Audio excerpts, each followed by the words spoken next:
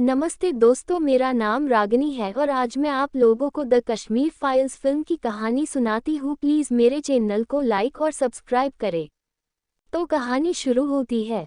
1989 से 90 में कश्मीर में इस्लामिक आतंकवादियों ने कश्मीर घाटी से कश्मीरी हिंदू पंडितों को रालिब गलिब ये चालिब धर्मांतरित इस्लाम में छोड़ो या मरो और अल-सफ़ा बट्टे दफ़ा भगवान की कृपा से पूरे कश्मीरी पंडित समुदाय घाटी छोड़ देगा। पुष्कर नाथ पंडित, एक शिक्षक, अपने बेटे करण की सुरक्षा के लिए चिंतित है, जिस पर उग्रवादियों द्वारा भारतीय जासूस होने का आरोप लगाया गया है। पुष्कर अपने मित्र ब्रह्मदत्त, जो कि एक सिविल सेवक हैं, से करण की सुरक्षा के लिए अनुरोध करता है। ब्रह्मा पुष्कर के साथ कश्मीर की यात्रा करते हैं और कश्मीरी पंडितों के खिलाफ हिंसा को देखते हैं। वह इस मुद्दे को जम्मू कश्मीर के मुख्यमंत्री के सामने उठाते हैं, जो ब्रह्मा को सस्पेंड करते हैं। मिलिटेंट कमांडर फारूक मलिक बिट्टा, जो पुष्कर का एक पूर्व छात्र भी है, पुष्कर नाथ के घर में घुस जाता है। करण एक चावल के कंटेनर में छिप जाता है, लेकिन बिट्टा उसे ढूंढ लेता है और उसे गोली मार देता है। पुष्कर और उनकी बहू शारदा अपनी जान की गुहार लगाते हैं।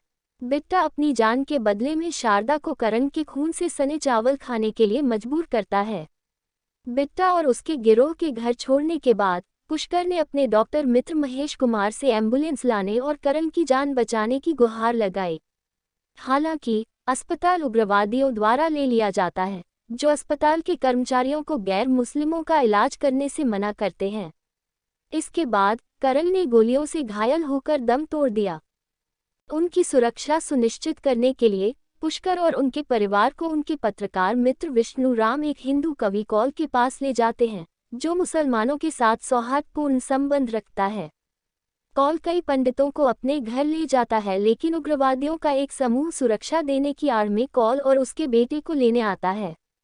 बाकी पंडित वहां से चले जाते हैं, लेकिन बाद में कौल और उनके बेटे की लाश पेड़ों से लटकी देखकर चौंक जाते हैं। कश्मीर घाटी के शरणार्थी पंडित जम्मू में बसते हैं और अल्पराशन और खराब परिस्थितियों में रहते हैं।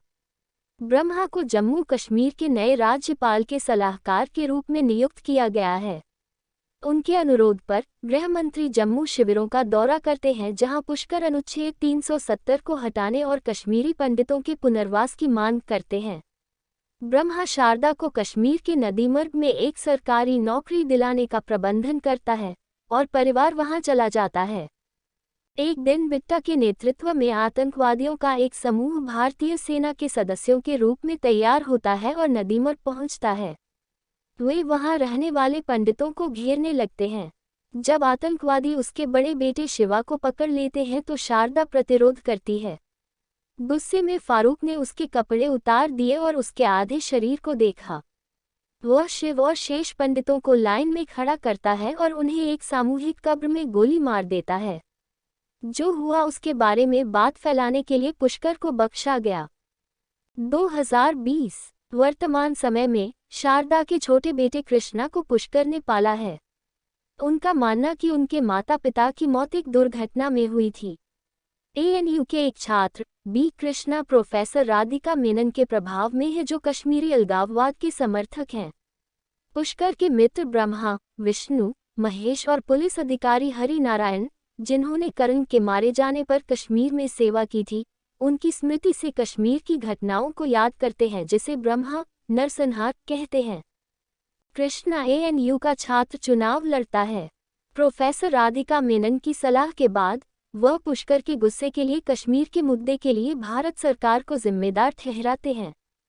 बाद में जब पुष्कर की मृत्यु हो जाती है तो कृष्ण पुष्कर की अंतिम इच्छा के अनुसार राख को बिखेरने के लिए कश्मीर में अपने पैतृक घर जाते हैं।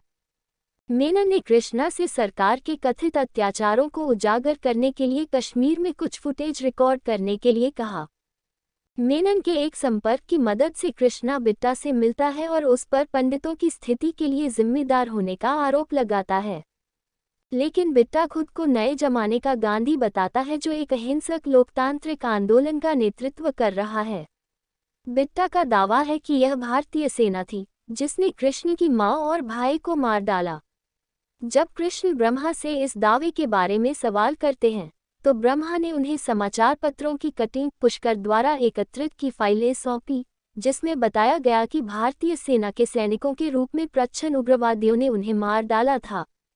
कृष्णा दिल्ली लौटता है और एएनयू परिसर में एक गर्जनापूर्ण भीड़ के लिए विश्वविद्यालय के राष्ट्रपति चुनाव के लिए अपना निर्धारित भाषण देता है। वह कश्मीर के इतिहास और अपने परिवार और अन्य कश्मीरी हिंदू पीड़ितों की दुर्दशा के बारे में विस्तार से बताता है जिसे उसने अपनी यात्रा से खोजा था। यह उनके गुरु प्रोफेसर मेनन और उनके अन्य छात्रों को झटका देता है और कृष्णा को शुरू में बैठक में प्रतिरोध और उपहास का सामना करना पड़ता है। कुछ छात्र अंततः कृष्ण के भाषण का स्वागत करते हैं और उसकी सराहना करते हैं।